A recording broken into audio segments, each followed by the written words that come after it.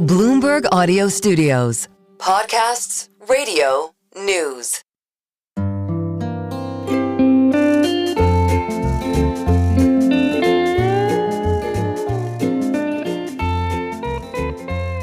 Hello and welcome to another episode of the Odd Lots podcast. I'm Joe Weisenthal. And I'm Tracy Alloway. Tracy, we're in London. Yes.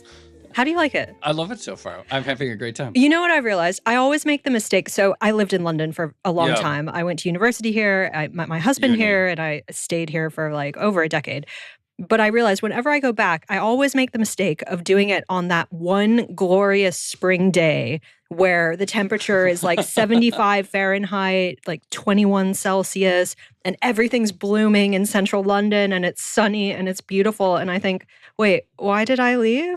But then the next day, it's gray. Yeah, okay. There is that. But I need to come back in like January when it's dark at 3 or 4 p.m. and remind myself that there are, in fact, some downsides of living here. But it is very nice to be back for a visit. Beautiful. This is actually my first time being in the city, right? Because I haven't really stayed in this part of the city before. It's really nice, all the history and everything. Despite being here, we have no choice but to continue covering various repercussions, fallouts, updates, ongoing developments in the trade war, or whatever we're calling it, the tariff, whatever. You would rather be thinking of actual war history and going to the Imperial War Museum or something like that. So on my one free day here, I did the boomer thing, and I went to the Imperial War Museum, and I saw a lot of things that I've only read about, referenced in books. Anyway, all kinds of dimensions in the trade tensions and everything. But one thing that's going on is big impact on commodity markets. We've seen the price of oil plunge as recession fears get priced in. And there was this headline in the New York Times about China halting export of rare earth metals as a retaliation. And I just have to say, I've been reading about China halting exports of rare earth metals in retaliation for my entire life. It never seems to matter. It never really seems to be a thing. But it always is a really scary headline. But I've never actually, nothing in my, as far as I recall, ever gets shut down or grinds to a halt from these supposed export restrictions. This is one of the greatest branding exercises of all time. It's because it has the word rare in the title. Everyone can really easily, apparently, make the case that these are rare and you really need to snap them up, get the exposure before China starts limiting exports and we all have to pay through the nose for these things. But yeah, it's never happened. And the rare, as I don't know if we've ever discussed on this show, but certainly other people have discussed it at various points in time. The rare actually isn't that rare. It turns out there's a lot of them out there. It's just no one really likes getting them out of the ground that much. So since we're here in London, we can never talk to him enough about commodity things. And because there are commodity things going on, I'm thrilled to be in person with our colleague, Bloomberg Opinion scribe, Javier Blas, and knows everything about all things commodities. Javier, can you just rant for a couple of minutes about rare earths? I'm not even going to ask you a question. Just go on a rant about headlines about China limiting rare earth exports. Rare What's the earths, deal? Go. Joe, Tracy, thank you for having me. You have been listening to these headlines and getting very scary. There's going to be a shortage of rare earth, all for a long period of my professional life, which is beginning to be more than 25 years, and there's some gray hair to prove it. I have to deal with editors will come to me and say, rival publication is saying XYZ rare earth metals panic. No, it's great for clicks, so I get why editors like it. And then my editors will say, like, should we be writing something about it? And my default answer has been, no, there is not going to be a shortage. And if there is a shortage, the consequences are not going to be nearly as material as people think that they're going to be. So a couple of numbers. Okay. The United States imported last year in 2024, according to U.S. government data, a grand total of, give me the theme music, $170 million of rare earth metals. Not billion, million, 170 million. I'm pretty sure that the United States imported more olive oil from probably Spain. I like that olive oil is your baseline for measuring value. And how much is that? That's the second number we are going here. How much is 170 million if you compare that to total trade between the United States and China? That is 0.03%. So it's not a lot. And The United States could face, say, a 10 times increase in the price of rare earth metals, and it still will have no impact whatsoever on the kind of the American economy or the global economy. And then what really drives me mad is that you are writing about rare earth metals. Look, they are important, and they obviously, for some very niche applications, you really need rare earth metals. But prices could go higher, and those applications will just pay the price. But typically, a writer like myself, if you want to sex up a bit of the story, That's you right. will say rare earth metals critical for the weapons industry, for missiles and high-tech application. Do you know where every one of us have some rare earth metals at home? They are used in super permanent magnets. And therefore, on that absolutely critical instrument of economic warfare, which is called the vacuum cleaner. I will say, I sympathize with editors not wanting headlines about vacuum cleaners versus, military equipment and all of those important strategic things. I just in mind the story. The price of rare earth metals may increase and making vacuum cleaners a bit more expensive. Okay. I don't know you're going to click. Oh, yeah. Okay, not to get all Judy Bloom on everyone, but rare earths, they're not as rare as the name would imply, but walk us through where they actually come from. A lot of them come from China. About 85% of the world's rare earth metals come from China. It's a question of digging them out of the ground and then processing. The big, difficult part is processing because it's very polluting. And it's a reason why all the processing has moved from everywhere else in the planet into China, because no one wanted to deal with how nasty the process is. And here is also the other question. If you want to do rare earth metals processing in particular outside China, what you need is much higher prices. If anything, the problem today with rare earth metals, and if we want to develop an industry of rare earth metals outside China, is that prices are too low. We need much higher prices, and then everyone will do rare earth metals. The other thing that will happen is that if the price goes to a level that incentivizes everyone taking a bit of care, well, a lot of engineers on the vacuum cleaning industry will find ways to do it without rare earth metals. And also, people will actually collect the vacuum cleaners and recycle the magnets for other use. But if rare earths they're such a small component of something like a vacuum cleaner, I imagine the prices would have to go up absolutely astronomically for that even to be a consideration for a company making these things. And most of the time, the prices don't go nearly as high. Prices are beginning to rise again now, but prices stay relatively low compared to where historically prices have been.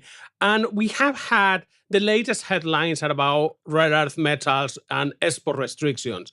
We have some similar headlines for other category of metals that we call critical minerals, another fantastic exercise of labeling. I mean, like, you want to sell something, call it critical minerals. And we have, people were really concerned because China was imposing some export restrictions on tungsten, tellurium, bismuth, molybdenum, and indium. This sounds to me like high school chemistry. And you will think, oh my God, what is happening with the price of all of these? I mean, this was not announced yesterday. This was announced a couple of months ago, and prices move. And yes, the price of, say, indium moved to $345 per kilogram. And you will say, well, is that a lot? It's 20% increase from where we were at the end of last year.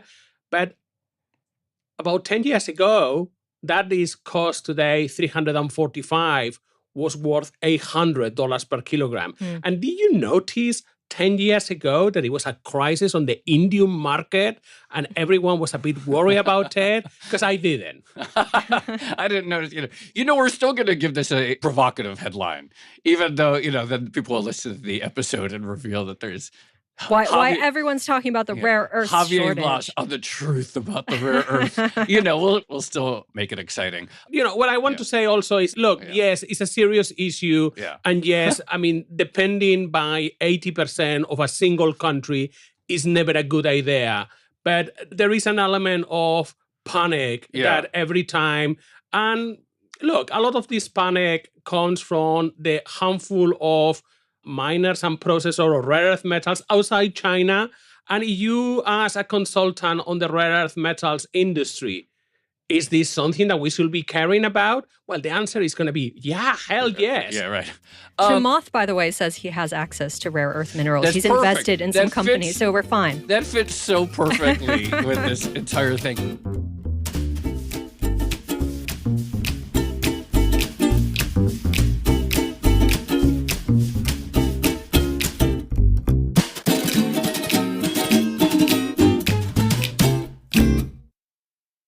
You did an amazing video the other day. I think it was true art, actually. Whether we're talking about rare earth metals or, quote, critical minerals, unquote, what are the economics of getting them in Greenland? Okay, let me just put my polar outfit and so on. No, there are not natural resources in Greenland, period, unless we are just mining ice.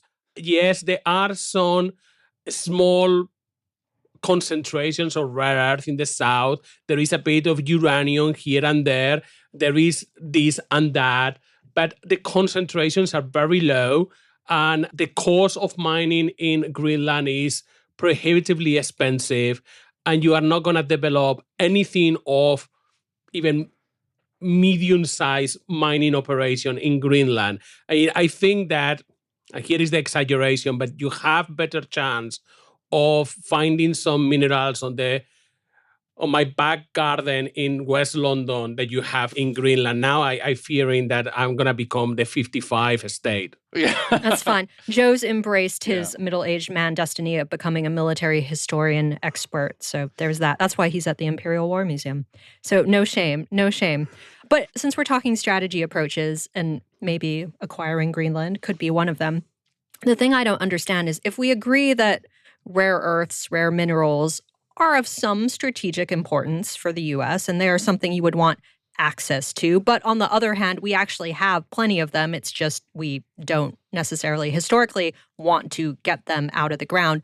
Would the better approach not have been to just build massive inventories of these things, just get them on the cheap from China, let China tear up its countryside, and we could buy those things from China. And then once supply starts running out, or if relations really start to deteriorate, then we could start our own industry. Or is that difficult? What's the startup process like for something like that? No, and that's what some companies, governments have not done the stockpiling, but some companies have done the stockpiling themselves. There are Japanese high-tech companies that they are running more than a year worth of their demand for rare earth as a stockpile. And again, this in certain ways makes sense, because if you think about Japan, a country that probably imports $50 to $75 million a year of rare earth metals, importing and stockpiling, say, a year or a couple of years worth of the stuff is not that expensive. For Japanese companies, this is going to be like completely random error on their huge balance sheet. So we have seen a bit of a stockpiling, and companies that they really require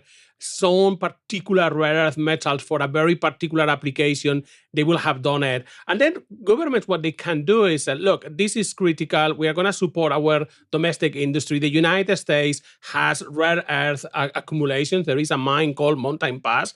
We can develop that. The government can get into the business on developing that.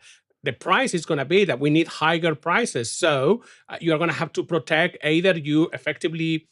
Here is the irony. The best way to develop an industry in the United States and develop the local mining supply of rare earth will be to impose some huge tariffs on rare earth from China, so the Chinese don't dump their rare earths into the market. You need protectionism. This might be the vision, more or less, across a range of industries, which is sort of like take a wrecking ball to a lot of,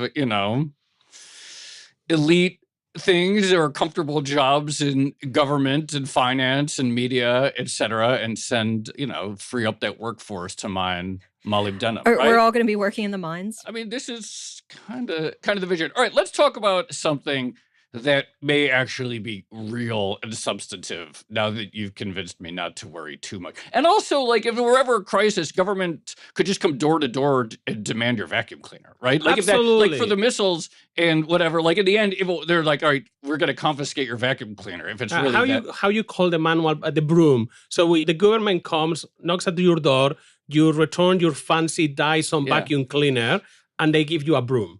The government will pry my Dyson out of my cold, dead hands. Just saying that right now. Let's talk about a commodity that really actually has real significance. We've mentioned this a couple of times on the show. Secretary of the Treasury, Scott Bessent, had, in the run-up to the election or post-election, talked about his 3-3-3 plan, get the budget deficit down to 3%, grow GDP by 3%, and increase 3 million more barrels of U.S. oil per year. It seems like we're going in the opposite direction of that. Yeah, at current prices, certainly we are likely to see lower American oil production than higher. I mean, Secretary Bessent was quite clever on the way that he expressed it. He talked about growing 3 million barrels a day of energy. He didn't say specifically oil. I mean, when you talk about barrels, you think that he's talking about oil, but he means barrel equivalent. So you could put anything there. At the moment, the administration is already including natural gas in that 3. I have been hearing some officials in the administration saying, look, energy is energy. So we are growing electricity, we are growing uranium, we are growing coal. You put it on a basis of oil equivalent, and there you get. I would not be surprised if we are also growing more Californian olive oil and we are adding it into the barrel. But look, West Texas Intermediate, the U.S. oil benchmark, is trading close to $60 a barrel. You are there borderline where it's economical for shale, on average for shale companies to drill new wells. So we should start to see a significant slowdown in the growth rate of the U.S. oil industry. And if prices to continue at this level or lower, that slowdown soon will be turning into a contraction and we will see lower American oil production. Yeah, I mean, even if we think the administration was talking about energy units rather than just oil per se, it does seem clear that there are a lot of people in the energy patch itself which seem to have had a different idea, right? They thought the administration was going to be very, very friendly to the shale industry. And instead, Joe and I have mentioned this a few times before, but we've seen anecdotally some statements from the Dallas Fed's energy survey where people are going like, this is not what we signed up for. At $50 per barrel oil prices, this is not only bad for increased investment in the industry, but could potentially be a sort of existential threat. So absolutely. I mean, Chris Wright, the Secretary of Energy, is an oil person. He founded and ran his own oil company, service company called Liberty Energy. And a lot of people in the industry thought that, to quote an executive I spoke recently in Houston, the industry thought that Chris Wright was our guy. Yeah. He was one of us.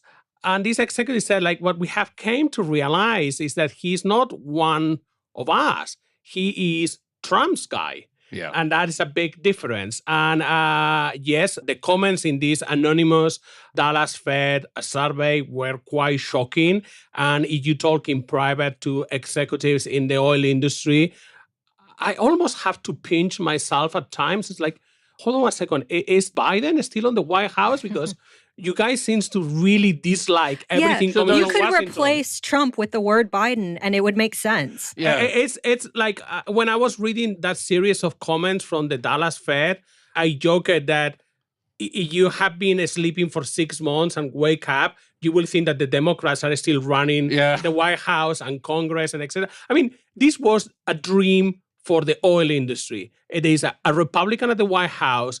The Secretary of the Treasury is a Wall Street hedge fund manager. And the Secretary of Energy is the founder of an oil company. And here we are, everyone in the oil patch, perhaps because of this, is absolutely mad with the administration.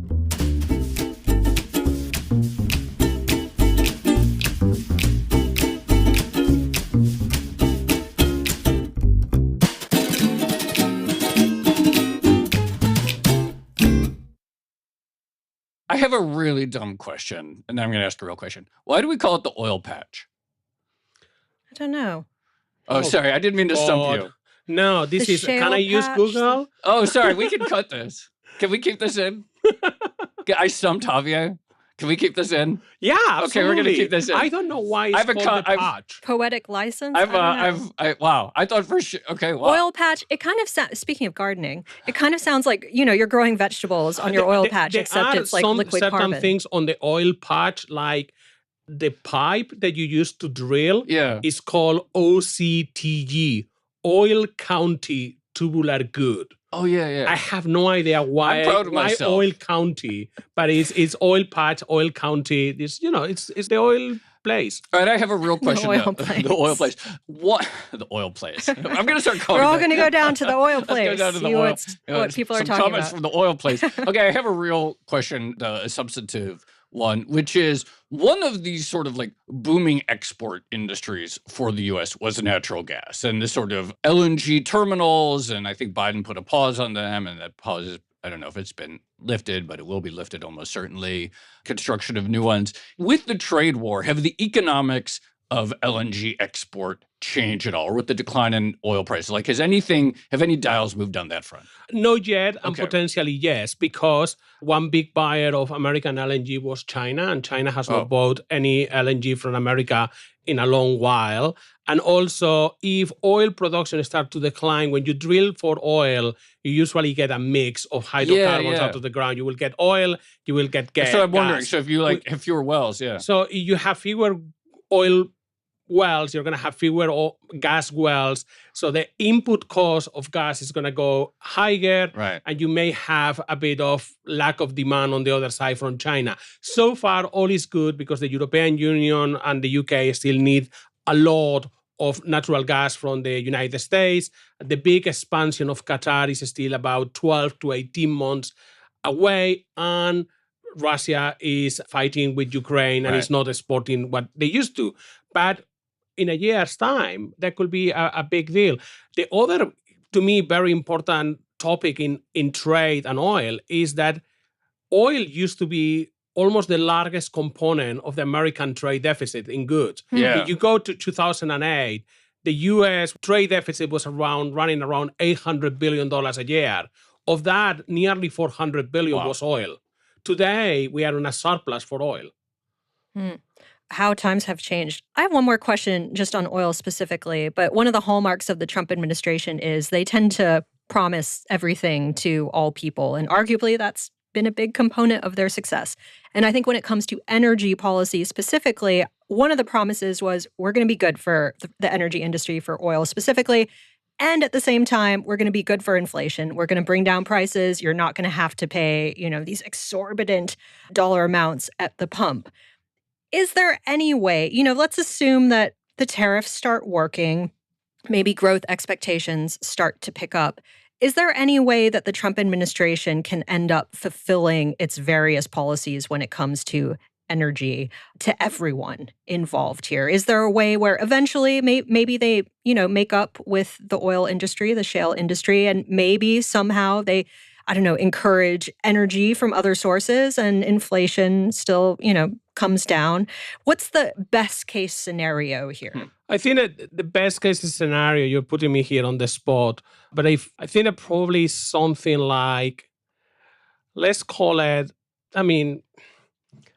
the Goldilocks, the middle ground, what, the oil patch will love and a mainstream will be happy. Say $75 a barrel. Okay. $75 a barrel is not breaking the budget of any middle-class family or working-class family when it comes to gasoline in the United States. And $75 a barrel, the American oil industry is making money, no problem whatsoever. Whoever is complaining at 75 probably doesn't have a very, very good business case. The main problem is to make everything work at 75. And just for the sake of the argument, let's say that the magic number is 75. You cannot get that running unless you get OPEC on board and they keep restraining production and losing market share. Because $75 a barrel means that the consumers are happy and they continue to consume, but also that the U.S. shale industry continues to grow. And at some point, someone needs to produce less. So you can, even if that magic number existed, and I think that 75 probably is about right, you need OPEC to play ball and accept that they're going to lose market share forever and ever. And I don't think that they're on that business. Yeah. So last question for me, but how has Trump, maybe his tariffs and his provocative actions towards literally or virtually every country in the world, how is it interacting with OPEC specifically? I think that on one side, the Trump administration is putting quite a lot of diplomatic pressure on OPEC countries to increase production. And we saw Saudi Arabia increasing production. Secretary of Energy is in Saudi Arabia right now and is discussing mostly nuclear affairs about the Saudis want American technology for nuclear civilian or at least civilian, quote unquote, nuclear technology. So there are a lot of things that the Saudis may want from the United States, and the United States want the Saudis to increase production to put prices down. But just by large, if I kind of summarize what is the feeling of my OPEC sources right now, I think it's very similar to what, the bankers and traders that you guys are talking every day probably are saying. It's like, what on earth is going on here? Because no one really knows.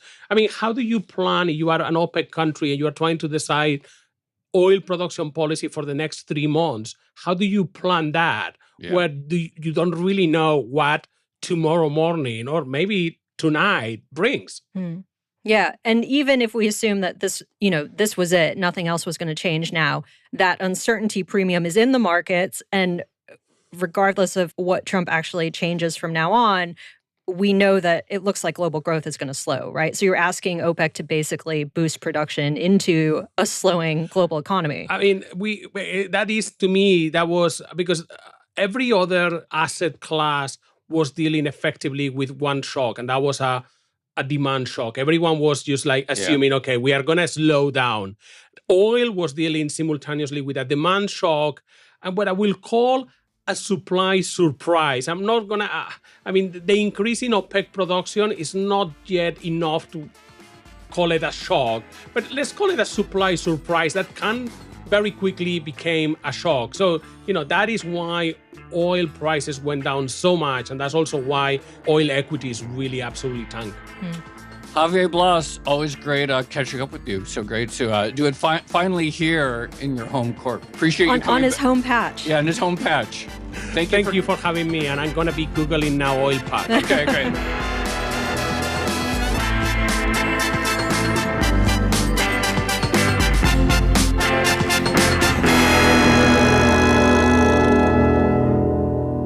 That was fun. I can't believe I got to stump Javier on a energy-related question. Yeah, okay, fair enough. Highlight of my week. But I strongly suspect that's just like a literary term that someone came up with, and it sounds kind of nice. It sounds kind of down-homey, It sounds Texas, down in the oil patch. And people went with it. But I do think there's so much going on. Can I say? Yeah. U.S. only importing $170 million worth of... That is a very good stat, by the way. Everyone should stay listening. Hopefully they're listening.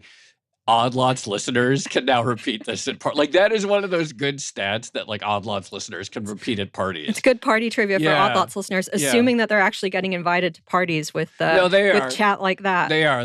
Did you know? Did you know? Actually, we all know that they're not rare. That part we knew at this point. I did not quite realize how small the scale of the import. No, if a guy came up to me at a party and said, "Did you know, in fact, that rare earths were not in fact that rare?" I would be, what's that? You know that meme of the guy whispering into a girl's ear? What if that would be my face. I'd be like, whatever. What if you followed that up with the vacuum cleaners part, though? Yeah, that's mildly more interesting. That's what I'm saying. There's a little something there. Although then I would be like, why are you talking to me about vacuum cleaners? Do you think this is something that I'm especially interested in? Well, anyway, lots to talk about. I'm sure we will continue our spate of basically daily episodes at this point. But should we leave it there for now? Let's leave it there. This has been another episode of the Odd Lots podcast. I'm Tracy Alloway. You can follow me at Tracy Alloway. And I'm Joe Weisenthal. You can follow me at The Stalwart. Follow our guest, Javier Blas. He's at Javier Blas. Follow our producers, Carmen Rodriguez at Carmen Arment, Dashiell Bennett at Dashbot, and Cale Brooks at Cale Brooks. And thank you to our producer, Moses Andam, who is here with us in studio in London. For more Odd Lots content, go to Bloomberg.com/oddlots. where we have all of our episodes and a daily newsletter that you should subscribe to. And you can chat about all of these topics 24/7 in our Discord, discord.gg/oddlots. And if you enjoy Odd Lots, if you like it when we talk about the oil patch on Javier's home patch, then please leave us a positive review on your favorite podcast platform. And remember, if you are a Bloomberg subscriber, you can listen to all of our episodes absolutely ad-free. All you need to do is find the Bloomberg channel on Apple Podcasts and follow the instructions there. Thanks for listening.